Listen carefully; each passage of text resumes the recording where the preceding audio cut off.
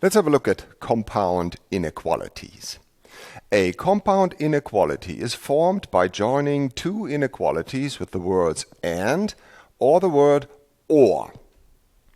How this could look like, here are two examples. X minus 3 is less than 5 and 2x plus 4 is supposed to be greater than or equal to 14.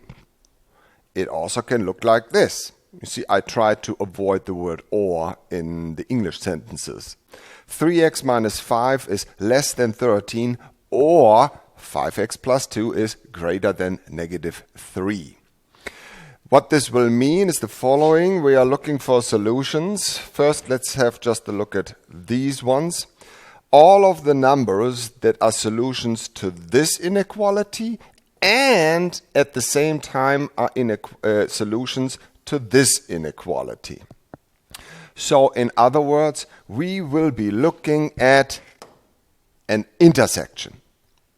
The intersection of sets A and B, written A intersect B, it has this upside down U, is the set of elements common to both set A and set B. In math terms, in set builder notation, we would write A intersect B is all of those x's such that x is an element in A and x is an element in B. This means nothing else but that the numbers have to be in both sets. And this vertical line right here is always being read out as such that. This right here, this little E looking like thing, means that this was inside this set. It was an element of A. So let's have a look at some examples.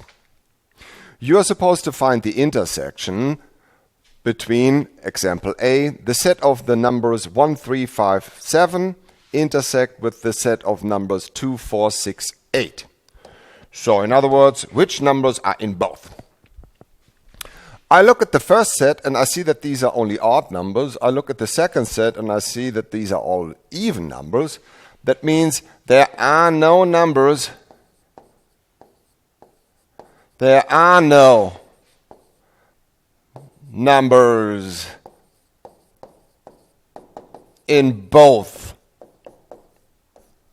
Well, that means we are going to say that this is the empty set. The solution will be the empty set, which we write with a little circle and a dash through it. Not 0. Not the number 0. So there is nothing in it, not even the number 0. Let's have a look at the second example, B, 1, 3, 7, intersect with the set consisting out of the number 2, 3, 8. And we notice that there is the number 3 in my first set, there is the number 3 in my second set. And that means that I actually have something that is in both, and that is the number 3.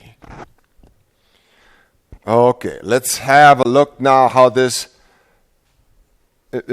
connects to our inequalities. So we're solving compound inequalities involving the word and. Step 1, solve each inequality separately. Step 2, graph both of these inequalities above each other. Graph 1, graph 2. That was a nasty graph. There we go. Make sure that the graphs line up, and then just look for where the solution sets are overlapping. Quick example, for instance, one looks like this, a second one looks like this. Well, where's the overlapping happening right here? Well, directly between here and here. Last, you can test your solution by picking a number out of your solution set and plug it back into the original problem and see if that number works. So let's do an example. We want to solve the compound inequality x minus 4 is less than or equal to 2 and 3x plus 1 is greater than negative 8. So what I will do, I will first solve x minus 4 is less than or equal to 2. How do I do this? By adding 4 to both sides, and I get x is less than or equal to 6. All right. Now, so this is the first thing that I do. The second thing that I'm going to be doing, now I look at 3x plus 1 is greater than to negative 8. What am I going to do? I'm going to subtract 1 from both sides. I will get 3x is greater than negative 9.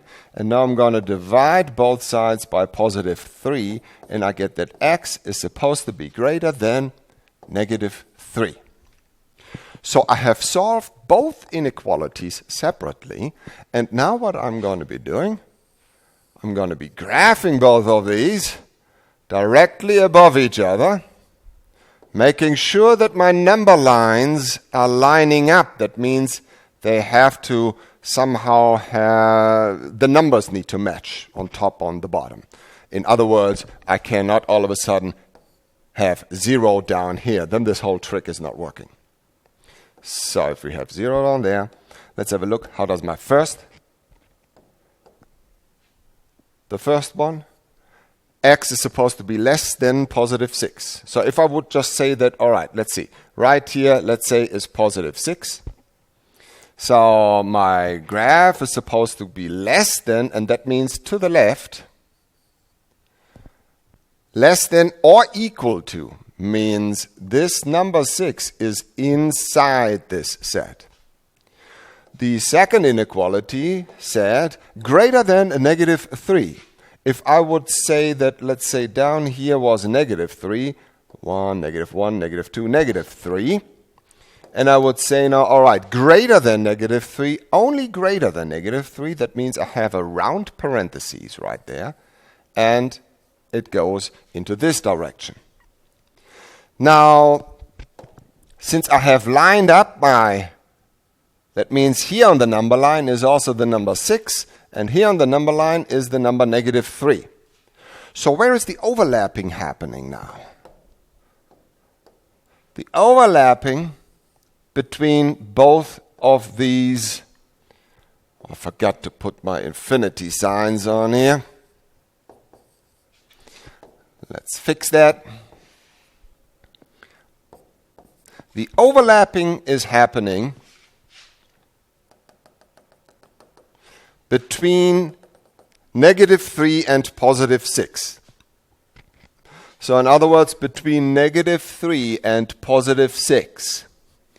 Negative 3 and positive 6. Now I have to be a little bit careful because negative 3 is inside my first set, but it is not inside my second set because I had a round parentheses. So I have to, in other words, copy the parentheses down there.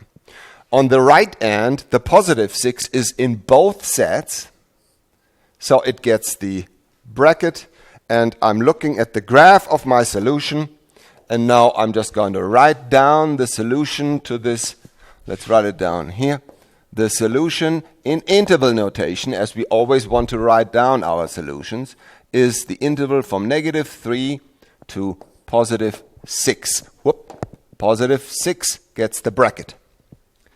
Now, I can test this by picking a number out of this set. There is a very nice number to be picked. If I would let x be equal to 0, this number is in my solution set. Down here it is. If I plug this into my first inequality, it needs to be a solution. And if I plug it into my second inequality, it also needs to be a solution. So if we just talk about this real quick, if I plug 0 into my first one, then I get negative 4 is less than or equal to 2. Is this a true statement? Yes, it is. If I plug 0 into my second inequality right here, then I will get 3 times 0, which goes away. I will end up with 1 is greater than negative 8. Is this a true statement? Yes, it is. And that means I'm certain that I have found the right solution. Let's have a look at a few special cases. It doesn't look like anything special at first, so we are just going to solve this. We want to solve these two inequalities combined with the word and. I look at my first inequality. How do I solve this? By subtracting 2. And I will get x is less than 3. I will look at my second inequality that said 2x minus 4 is less than negative 2. So I will add 4. And I will get 2x is less than 2. Now I'm going to be dividing both sides by 2, and I get that x is less than 1. All right, I am sketching my both graphs directly above each other. 0, negative infinity to positive infinity, 0. And down here, this is where my overlapping will be. So let's have a look. My first graph was x is supposed to be less than positive 3. Let's say right here is positive 3. Strictly less than means I had a parenthesis and I go to the left. That was 3. The second inequality down here said x is supposed to be less than 1. 1 is somewhere around here. Strictly less than, that means I have to have a parenthesis. I go to the left. So where's the overlapping happening now? Looking at this, I see that everything to the left from right here is also in this set. So the second inequality is basically my answer. X has to be less than positive 1 in order for my numbers to be solutions to both at the same time.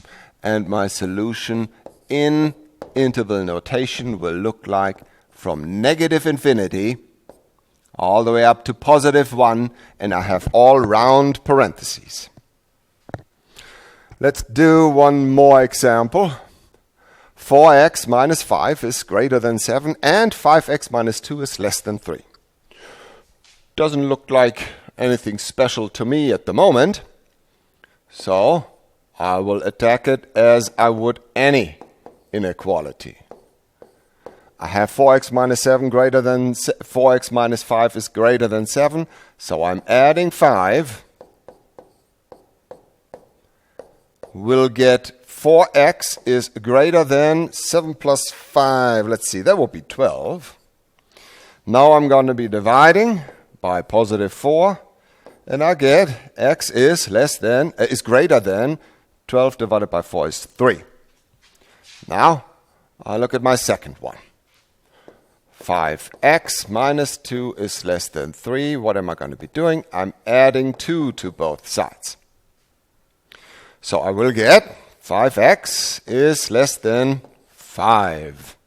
Now I divide both sides by positive 5, and I get that x is less than positive 1. If I'm sketching both of my graphs now, then I will see why this is special. Negative infinity, positive infinity. All right, so my first graph, this one, x is greater than positive 3. The graph looks like this. All numbers that are to the right of positive 3. The second graph, x is less than 1. All of the numbers that are to the left of positive 1. And if I'm now trying to sketch the intersection between these two, then I notice there is no intersection. And that means that there is no number you can think about it like that, that is at the same time smaller than positive 1 and bigger than positive 3. No such number exists. And we are saying that the solution to this is the empty set. There is no number that works. All right, let's have one last example, and then we're going to be done. 3-part inequalities. What we are going to do in a case like this, we are isolating x in the middle. When I'm presenting something like this to you, 1 is less than or equal to 2x plus 3, which in turn is supposed to be less than 11. What we really have done here, we have merged 2 inequalities at the same time. And we have done this. Here's one inequality. 1 is supposed to be less than 2x plus 3. And we have merged it with 2x plus 3 is supposed to be less than 11. Instead of solving both of these inequalities separately, I am using the original one, the 3-part inequality, and just solve this one. I can use the same procedure as before. All I have to do is I am doing everything to all 3 parts. So, if I want to get x alone in the middle, the positive 3 has to disappear. So I will subtract 3 from all 3 parts. What will happen? 1 minus 3, that is a negative 2. 3 minus 3 goes away. 11 minus 3, that will be positive 8. All of the rules are exactly the same as before. Now I have 2x in the middle, and I'm just going to divide everything by 2. And I have a negative 2 divided by a positive 2, that will be negative 1, less than or equal to x, which is less than 8 divided by 2 is 4. So right here is the inequality that I'm supposed to graph now. And I can do this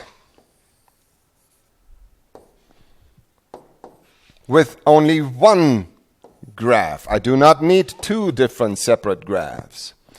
If I say negative 1 lies over here and positive 4 lies over there, then this inequality tells me that my numbers have to be greater than or equal to negative 1. That means I have brackets, but it is supposed to be strictly less than 4, and I have a set of parentheses. If I now write down the solution as an interval, I will get the interval from negative 1 to positive 4, brackets and parentheses, as shown.